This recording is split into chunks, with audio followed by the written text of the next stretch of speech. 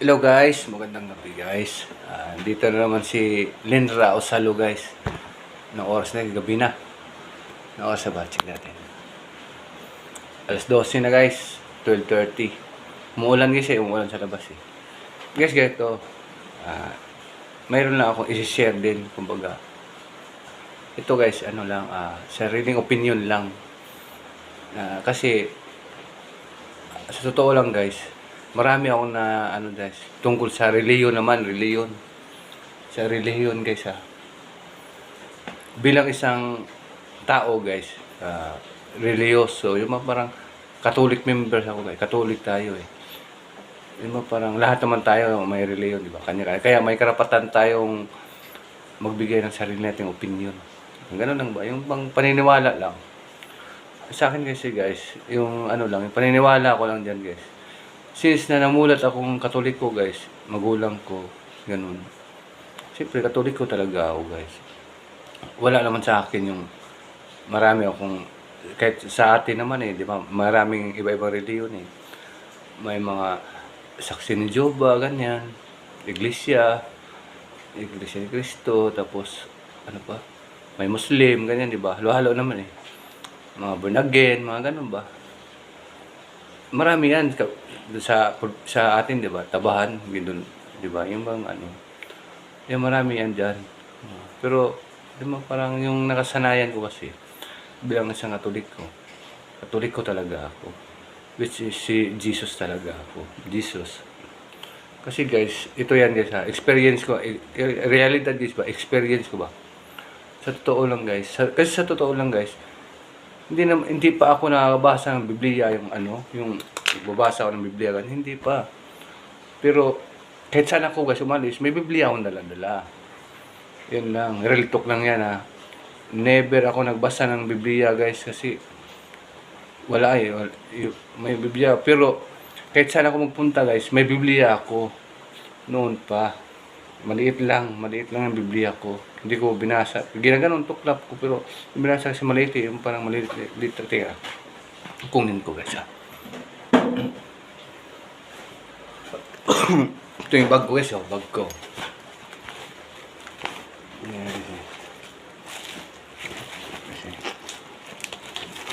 Yan, motor yan. Yan guys. Ayan guys Ayan, ang liit lang guys New Testament sa Proverbs. Ayan guys ang liit lang guys pinong-pino, paano ko babasahin ganyan yan guys. Pero nasa bag ko lang lagi yan guys. Ayan, Biblia yan guys New Testament nakalagay. Maliit lang tinawag dali kamay ko Nasa bag ko lang yan guys yan lagi. Yan lang talaga. Kaya lagi kong dala yan kasi maliit lang nasa bag ko lang yan nahayaan ko lang yan dyan guys. Parang ganun ba. Ngayon dahil sa cellphone guys, marami ko nakikita ng mga yung mga tawag doon, mga reliyon ba na ganyan, yung bang nag-uusap sila na sino yung tama, sa amin yung tama, sa amin yung parang ganun. Di ba? Yung parang curious tuloy ako kung hindi ako curious na na sa paniniwala kay Jesus. Hindi yung bang sa religion lang na yung parang sino kaya tama dito. Parang ganun, diba? Kasi wala akong proof kasi never nga ako nagbasa ng Biblia Although marami akong yung mga pastor, pare, lahat naman sila may binabasa ng Biblia Lahat naman may binabasa ng Biblia, kaya nga nag-aaway-aaway sila Kasi, ito sa akin, may proof ako, ganito, ganyan. Di ba?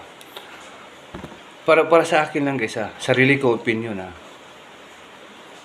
Once na pinalaki ako ng mga magulang ko, ng nanay, tatay, bilang isang Katoliko guys, bata pa kami guys, nagro-rosaryo talaga kami.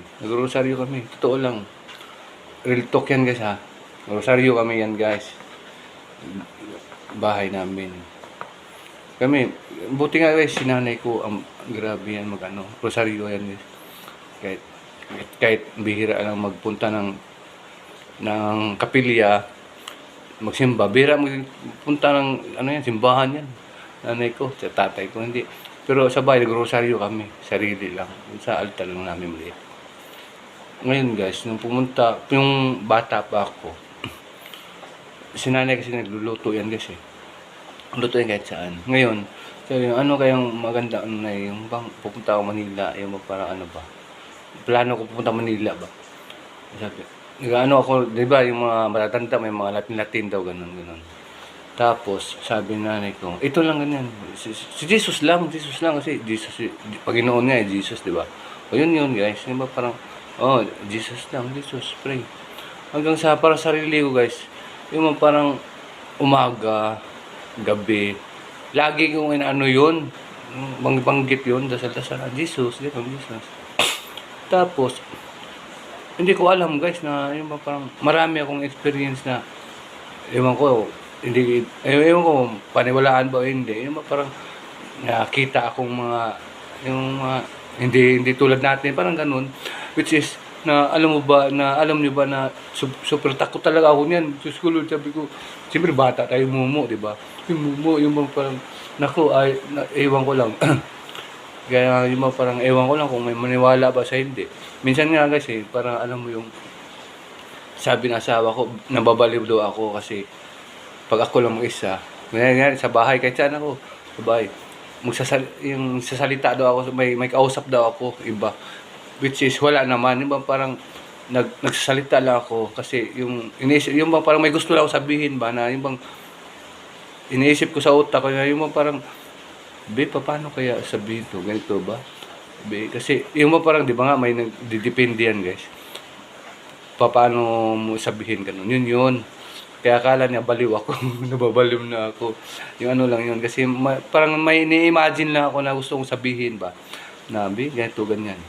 O, ganun lang yun, pero wala, ano lang yun.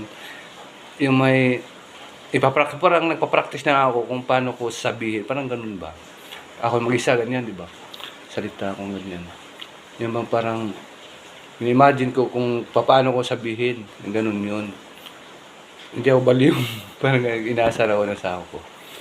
Pati anak ko sabi, tatay man, may sasalita naman, ganun yung sabi niya. Pero guys, ito lang nga, balik tayo sa reliyon guys ha. Ngayon guys, siba, maraming reliyon. Muslim, born again, ganun, di ba? Born again, saksi Jehovah, ganun, di ba? Ang sa akin lang guys, gusto ganito yan eh. Di ba yung Panginoon, tayo mga anak niya tayo, para magulang natin. Guys, sa tingin ko, ito tanong ko, sa tingin niyo ba yung Panginoon guys, nakikita yung mga anak niya nag-aaway-away, parang magulang, parang bilang isang magulang na lang. Nakita niyo yung mga anak niya, pare, pastor, kung ano tawag diyan sa ano, na yung bang nag-aaway-away. Sa tingin niyo guys, ito sa akin lang opinion ha, itatanong ko lang. Sa tingin niyo guys, yung magulang ba natin, ano ba, matutuwa kaya yun na nag-aaway-away yung mga anak niya? Ha? O, di ba? Yung ganun yun. Dahil lang sa paniniwala. Dito kayo sa akin, dito kayo sa... Yung parang, alam mo ba kung natutuwa dyan? Sa totoo lang, yung demonyo. Yung natutuwa, kasi bakit? Pinag-aaway-aaway tayo lahat eh. Di ba? Yun. Kaya guys, ganito lang ha. Para sa akin lang naman, opinion ko lang. Kung talaga naniniwala tayo tayo, na may Panginoon guys, or kahit anong pangalan dyan, di ba? Yung mga kunyari, sa Christian, sa Katoliko, Jesus, di ba? Yung iba, Yahweh, Jehovah, Allah, yung parang mga ganun, di ba? Ano lang yun? At least, Panginoon pa rin yun. Ngayon guys, depende na lang yan sa tao. Kasi ako naniniwala ako na walang reliyon kasi. Walang reliyon. Naniniwala ako sa tao. Kung paano na naman palataya, ano ba yan? Kung sa Bisaya, kung sa pagtuo talaga ba? Yun. Yung baka sa magulang, bahala kayo dyan, basta doon kay nanay ko, tatay ko, o ganun yun. Yun, para maiwas na lang yung gulo. Kasi ganun din naman yung paglalaban niya. Alam niyo ba, sa pagka-debate yung ganyan, nagkasala din kayo. Bakit? Itong bobo nyo, kasi di kayo nakain, di ba? Yung parang, nagbanggit na tuloy tayo ng di maganda. So, ibig sabihin, wala na. Anong reliyong pinaglaban natin? Tayo nga mismo. simba, parang gano'n, di ba? Simba ng simba, tapos fight pala yung lumalabas sa bibig natin, di ba? Ganun yun, ibig sabihin. Yun yung gusto kong ano. Kaya mabuti pa yung mga reliyon, no? Para sa akin, no? Ano lang, yung bang parang peace na lang. Oy, brother, oh, father. O, ganun. Yung bang parang tama na. Ganun yun, guys, ha. Salamat, guys. Yun na yung isi-share ko. Kaya, sa lahat ng naniniwala sa Panginoon, kay Jesus, Allah, basta sa Panginoong Diyos, hindi yung iba kasi naniniwala ng baka, ganun, di ba? Buddha, yun, yun ayaw ko. Yun yung guys, ha. Guys, salamat, guys. Yun lang yun, guys. I love you, guys. Ano lang yun? Opinion ko lang yun. I love you.